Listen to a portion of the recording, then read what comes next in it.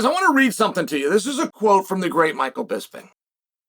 Now, he's referencing Jake Paul and Anthony Joshua's fight. There's no way on earth that this fight ends with Jake Paul knocking out Anthony Joshua. I love that. I really do love that. There's not very many times you can ever have a meaningful conversation with somebody about boxing because nobody knows what they're talking about. I mean, there's only a few people in the whole world. So one thing that you have to live with if you're a fight fan, you have to live with the expression puncher's chance. It's not true and it's not real. And there's an example in your entire lifetime where that applies. And you decide whether that was Buster Douglas over Mike Tyson or whether that was George Foreman over Michael Moore. You decide, but you only get one. And they'll act as though this puncher's chance can happen every fight or happens every weekend or is a very realistic thing at any class aside from heavy. There's no truth to it at all. It's what an idiot says. And I just love that Michael Bisping stepped right in front of this and says there is no way on this earth that Jake Paul is going to knock out Anthony Joshua because he's right.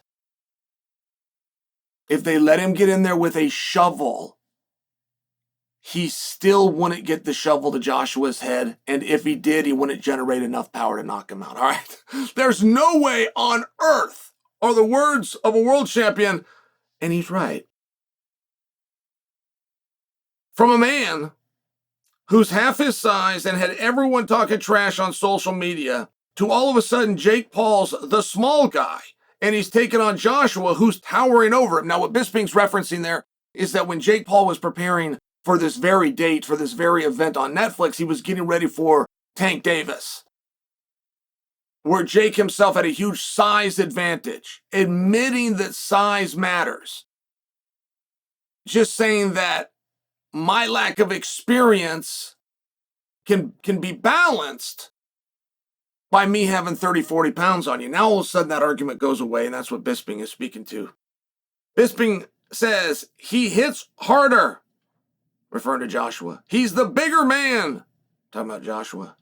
He's got the longer reach. He's an Olympic champion. Jake Paul is not going to go out there and turn into a real-life David versus Goliath. That ain't happening.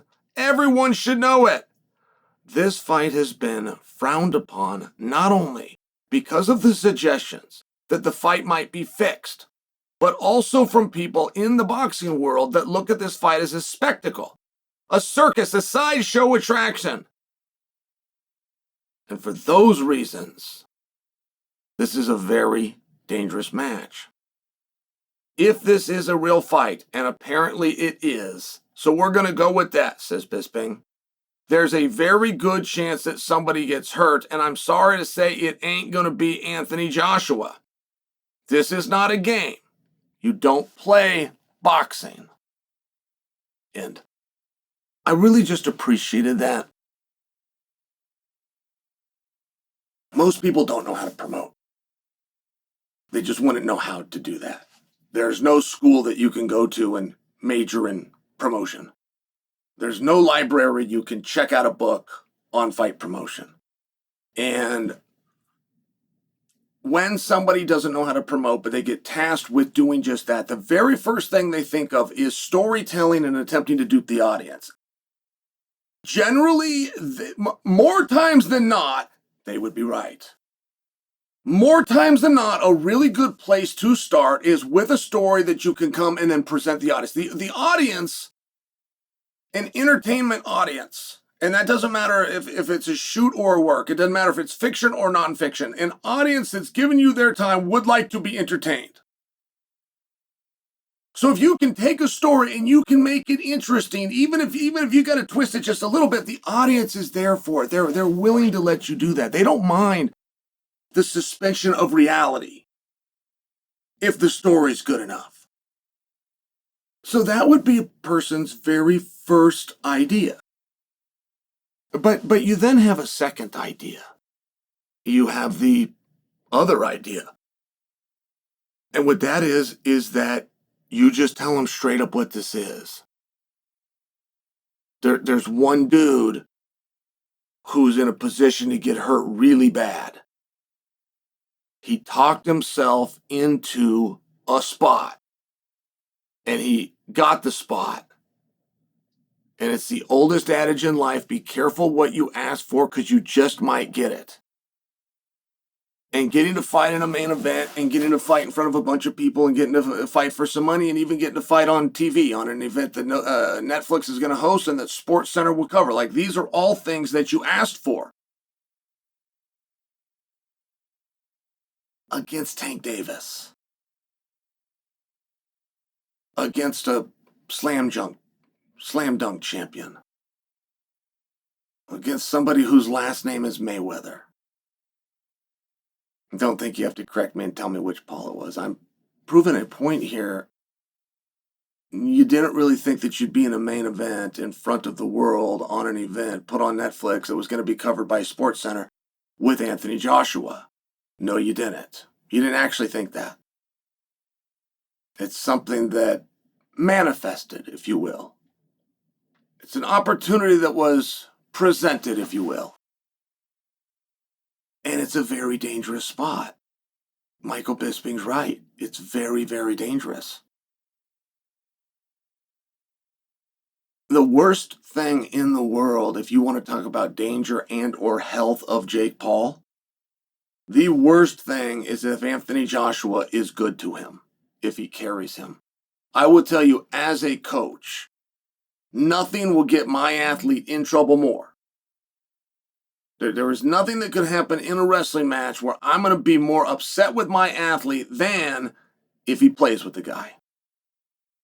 If my guy has the ability to finish the other guy and finish him quickly, but elects not to, because he thinks he's being nice, or he's carrying him, or he's trying to show off, or he thinks it's fun to cat and mouse with him, that's going to be the biggest problem that my athlete and I are going to have. We're going to deal with that. And in this sport, right, where it's a piece of business, where you're bringing in tens of millions of dollars, and you don't want to give them 30 seconds of entertainment. You feel that you owe the audience a little bit more. That's where Jake can really get hurt.